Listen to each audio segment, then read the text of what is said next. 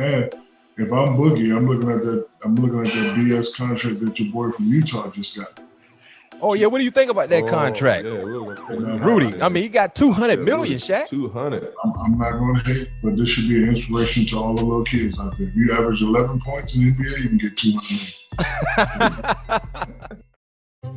루디 고베어는 NBA를 대표하는 샌드백입니다. 올해의 수비수를 무려 4번이나 받은 선수지만 미디어와 팬들은 고베어의 트로피를 기억하지 않습니다. SNS에 짧게 올라오는 매치업 헌팅 장면만 보고 고베어의 수비는 과대평가되었다고 얘기하죠. 고베어를 조롱하는 건 우리뿐만이 아닙니다. 고베어는 지난 시즌 현역 선수들이 뽑은 가장 과대평가된 선수 투표에서 1위를 차지하기도 했죠. 같은 리그에서 뛰는 선수들은 물론 심지어 같은 팀 선수조차도 고베어를 존중하지 않았습니다. 그리고 이 조롱의 시발점은 바로 2021년 플레이오프 유타 재즈와 LA 클리퍼스의 시리즈였습니다. 당시 고베어는 6차전에서 폴 조지도 아니고 카와이도 아닌 롤플레이어 테런스 맨에게 계속해서 헌팅을 당하며 무려 39점을 헌납합니다. 게다가 고베어는 이미 코로나 사건으로 미디어의 표적이 되어 있던 상황, 5아웃 공격을 펼치는 팀 상대로는 고베어는 무용지물이다 라며 고베어의 평판은 끝도 없이 추락합니다. 그리고 그 시리즈 이후 고베어를 상대하는 모든 팀들은 똑같은 전략을 꺼내듭니다. 스몰볼 라인업으로 고베어를 골밑에서 끌어내고 미스매치 1대1 상황을 만들어 쇼타임을 연출합니다. 선수들은 춤을 추듯 고베어를 공략했고 216cm의 역대급 수비수가 아기 기린처럼 다리가 꼬이며 무너지는 모습은 언제나 미디어의 좋은 타깃이 됐죠.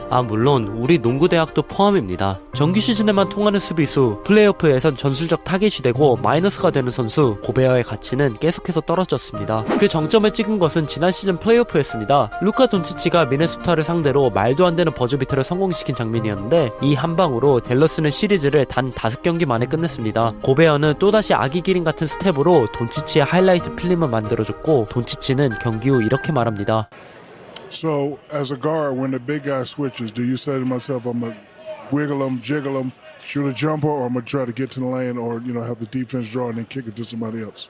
I think that depends who's guarding me. There's a lot. You have the defensive player of the year on you.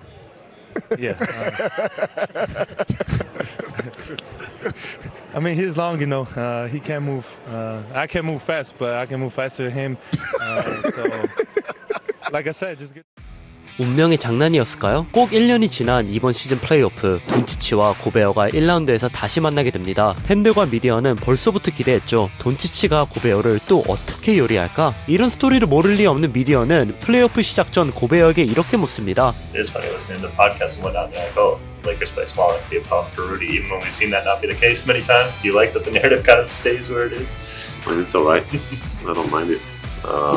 They obviously the clip that step back 1,000 times. So did I. So, but yeah, this is one clip amongst a lot of other defensive possessions, and it's just like my whole career. I'm very likely to be crossed over. Very likely people are gonna hit some tough shots over me, and then I might get dunked on. All that stuff might happen, but let's see what happened over the course of hundreds and hundreds of possessions.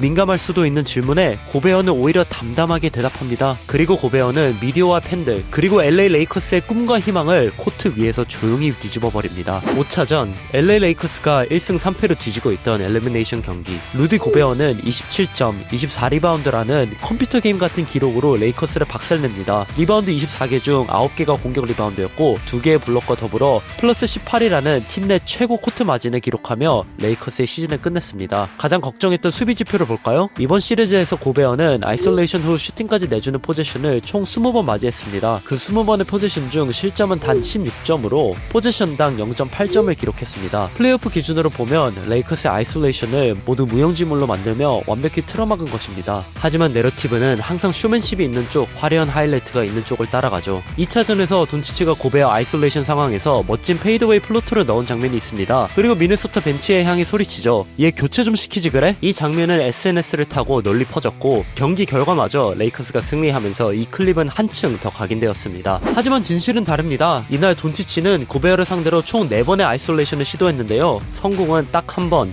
바로 그 영상 속 장면이었습니다. 미네소타는 이번 시리즈에서 레이커스를 평균 100.4점으로 묶었습니다. 올랜도 매직, 마이애미 히트에 이어 플레이오프 전체에서 세 번째로 낮은 수치, 그리고 그 중심에 역시 루디 고베어가 있었죠. 미국의 농구 격언 중 이런 말이 있습니다. Speed creates, skill finishes, and size prevents. 스피드는 기회를 만들고 스킬은 그것을 마무리한다. 하지만 사이즈는 그 모든 것을 예방한다. 스피드와 스킬은 화려한 공격을 만들지만 사이즈가 큰 수비수는 그 사이즈 하나만으로 모든 것을 아예 일어나지 않게 만든다는 뜻이죠. 하지만 그럼에도 불구하고 이 사이즈는 가장 덜 주목받고 가장 저평가되는 재능입니다. 216cm의 키, 236cm의 윙스팬. 고베어는 페인트 존에 있는 것만으로도 상대의 드라이브를 멈추게 하고 슛 셀렉션을 조정하게 하며 공격 루트를 다르게 만듭니다. 단순히 블록 개수나 골 및 야투 허용룰로 설명되지 않는 수비, 그게 바로 고베어의 존재감입니다. 돈치치가 돌파하자 고베어가 헬프 수비로 나서며 골 및 공격을 차단합니다. 돈치치가 킥과 패스를 보내자 고베어는 최선을 다해 외곽까지 따라가며 3점 찬스를 허용하지 않죠. 공을 돌리는 레이커스,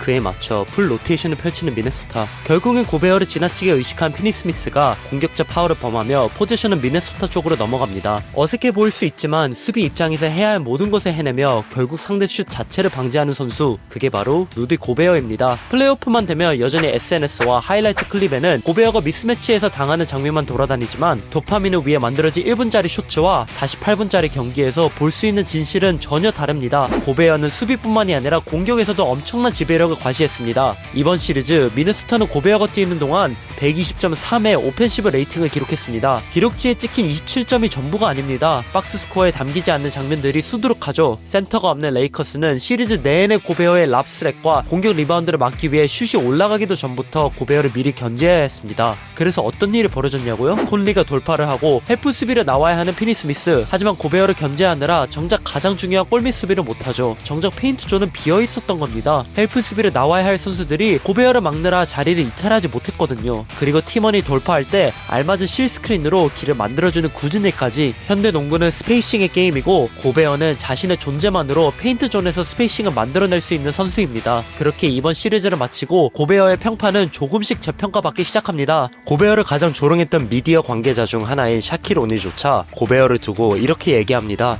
And I never thought I would say these words that are about to come out my mouth. But Rudy Gobert is dominating.